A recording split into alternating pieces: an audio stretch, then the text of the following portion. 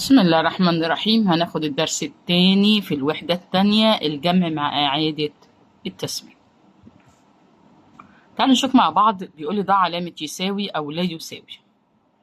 5 ناقص 8 و5 ناقص 0. إيه يا ميس؟ دي 8 يا ميس. صح كده، أنت صح. 8 ناقص الخمسة 3 و5 ناقص الصفر 5. يا ميس، يبقى نحط له إيه؟ لا يساوي. 87 ناقص 19 و99 ناقص 31. 7 ناقص 9 حبيبي ما ينفعش، استلم. دي بقت 7، يبقى 17 ناقص 9 8 و7 ناقص 1 6. 9 ناقص 1 8 و9 ناقص 3 6. ايه ده يا ميس؟ نفس الرقم، يبقى نعمل يساوي. وعندي 25 زائد 17 نفس الرقم، 17 زائد 25، يبقى في الحالة دي يساوي نفس الرقمين. ده مش درسنا، ده كده كان مراجعة على اللي احنا أخدناه. ركز بقى معايا في اللي جاي.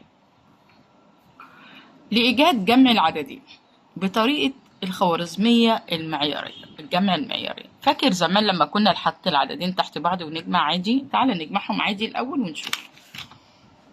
نكتب العدد، أدي 457 و367. 7 و7 14، حط 4 وارفع 1. 1 زائد 5 6 و6 12، حط الاتنين وارفع 1. 1 و4 5 و3 8. طب انت عايزه ايه يا مس؟ في طريقه بقى كده مع بعض، هي مش مطالبه منك غير الفهم بس، يعني مش هتلتزم بيها في امتحانات. يعني ده الجمع بتاعك العادي اللي انت هتشتغل بيه في الامتحان، مش هيجيب لك الطريقه اللي احنا هنقول عليها، بس لازم نقولها يعني. هناخد الآحاد مع الآحاد.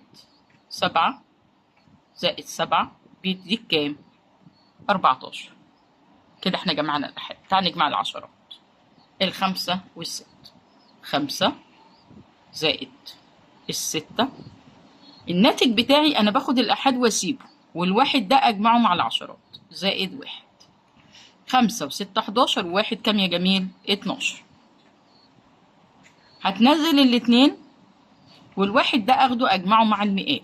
3 زائد 4 يديك 8. أهو يا ولاد نفس الناتج.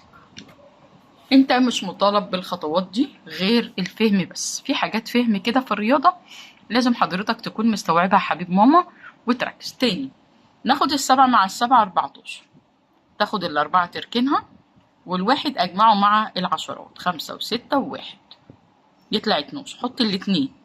بعد كده اجمع المئات. 3 و4 7. 7 وانت معاك واحد من ال12، يبقى كده التمن. دي كانت الخوارزمية المعيارية عشان أنتج العددين. حابب نعيد تاني سؤال تاني؟ مفيش مشكلة، عادي يعني، مفيش مشكلة، احنا مع بعض. ده كان الخوارزمية المعيارية للجمع بتاع الأعداد. ولو عايز دي حل، لو عايز دي حل، بس انت في الآخر بيجيلك العادي بتاعها. تقدير مجموع عددين باستخدام استراتيجيات التقدير.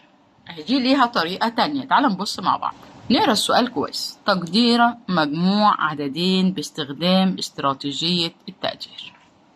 السؤال بيقول لي قدر مجموع كل من الاستراتيجيات المطلوبة ثم قارن. أول واحدة عايزة باستراتيجية اليسار. طب أنا هجيب ناتج فعلي الأول وبعدين أعمل لك استراتيجية اليسار. يعني إيه ناتج فعلي؟ يعني اجمع وطلع ناتج عادي، مفيش أي مشكلة معايا. 9 و9 18، 8 ومعنا 1. 1 و9 10 و4 14 معنا 1. 1 و4 5 و4 9. 6 و8 14. دي 4 على فكرة مش 9. طيب هنا طلب مني نوع الاستراتيجية بتاعت اليسار، يعني روح آخر عدد واكتبه واللي قبله أحط أصفار. تعال نشوف. أدي ال8 جنبيها 1 2 3. 1 2 3. أحط ال6. 1 2 3. 1 2 3. اجمع يا جميل. أصفار 14. 9 دي من الأعداد اللي بتدي، يعني أنا كده معايا 15 وأنت عندك 14. التقدير بتاعك مقبول؟ لا، غير مقبول. ده ناتج الاستراتيجية بتاعت اليسار. طيب السؤال التاني بيطالب مني استراتيجية تقريب لأقرب 10. لأقرب 10 أهو. نجمع الأول عشان أجيب الفعلي. 4 زائد 9 13. 1 و1 2 و4 6 وال8. ده الفعل يا ولاد لما بتجمع العدد عادي خالص من غير أي تقريبات، ده اسمه ناتج فعلي. نعمل التقريب لأقرب 10. تقف خانة العشرة. الأربعة بتدي، لا يا ميس، يبقى هنا 800 وإيه و10. 9 تدي الأربعة بقت 50، يبقى 860. خلي بالك فرقها كلام فاضي بسيط مش 900، عشان كده بقوله التقدير بتاعي ماله مقبول. ركز معايا في اللي جاي. اشترى شادي لعبة، ركز كده اهو السؤال. اشترى شادي لعبة بمبلغ 182 جنيه ومجموعة كتب بسعر 216 جنيه. قدر إجمالي.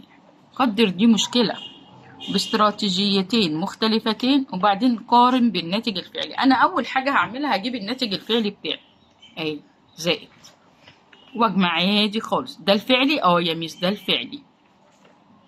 2 و6 8، 1 و8 9، 1 و2 3.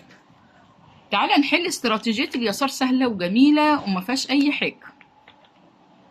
اليسار يعني هتقف عند آخر رقم والباقي كله أصفار.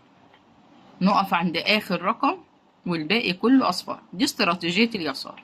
يبقى هنا كده الناتج بتاع استراتيجية اليسار 300. طيب ودوت تعالى نشوف ده هنعمل له تقريب.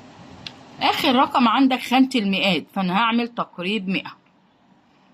أحاد عشرات مئات. 8 تدي الواحد يا ميس، والاتنين والتمانية حبيبي خدناه التقريب. هنقف عند الاتنين، الواحد مش هيديني اهو كده. انا عملت تقريب 100. 200 و200 يديك كام؟ 400.